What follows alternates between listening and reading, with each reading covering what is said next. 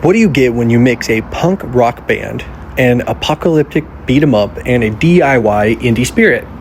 You get Charlie Murder, a game that crashed onto Xbox Live Arcade in 2013, made some noise, and then kind of disappeared. But why?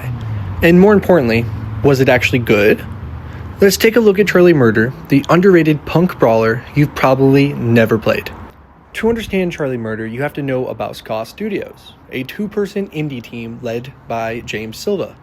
If you were into indie games in the late 2000s, you might remember The Dishwasher, Dead Samurai, a brutal hack-and-slash with hand-drawn art and fast-paced combat. It put Ska Studios on the map and set the stage for Charlie Murder. Silva had the idea for Charlie Murder years before its release, starting as a low-res side project. But after the success of The Dishwasher, Microsoft took notice, and Charlie Murder got a full-scale Xbox Live Arcade release. Ska Studios was known for its raw, hand-drawn aesthetic, fast combat, and offbeat humor, and Charlie Murder was no exception. At first glance, Charlie Murder looks like just another beat-em-up, but under the surface, this game had some seriously cool mechanics that set it apart. First, there were RPG elements, leveling up, skill trees, and even tattoo-based abilities that acted like magic spells. Then there was the punk rock theme. Most beat-em-ups follow a classic save the city or beat the gang formula, but Charlie Murder was different. You weren't just fighting through apocalyptic streets. You were a punk band battling rival musicians, cultists, and supernatural horrors. The game embraced its style with a grungy, hand-drawn aesthetic that looked like something straight out of a sketchbook. It also had a killer soundtrack, composed by Silva himself.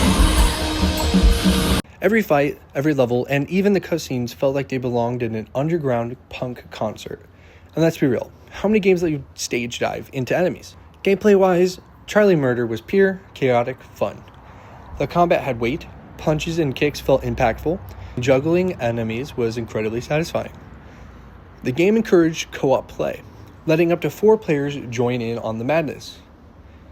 Weapons ranged from chainsaws to trash cans, and there were even beer-fueled power-ups, because of course there were. And the boss fights?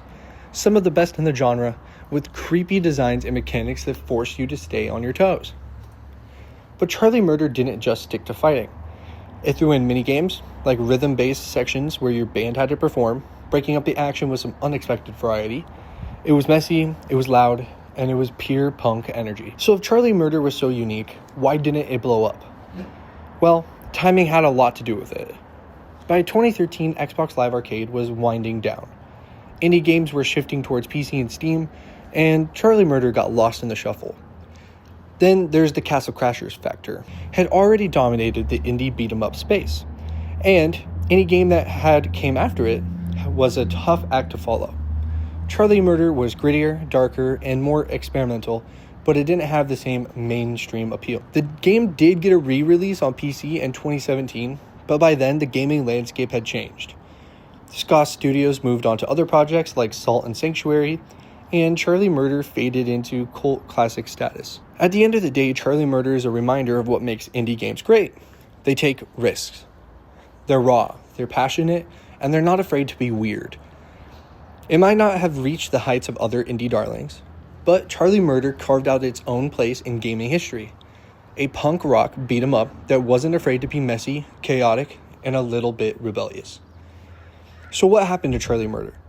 Well, it's still out there, waiting for you to discover or rediscover it. If you're in the mood for a game that doesn't hold back, has heart, and makes you feel like you're in the middle of a rowdy punk concert, then this game might just be the one to scratch that itch. And who knows? Maybe, just maybe, Charlie Murder will get the recognition it deserves in the years to come. But for now, if you haven't played it yet, don't wait. Give Charlie Murder a shot, and let's keep the punk rock spirit alive. If you enjoyed this little deep dive of a indie classic, please follow and subscribe for more content. I'll be doing more videos like this in the time to come. Thank you.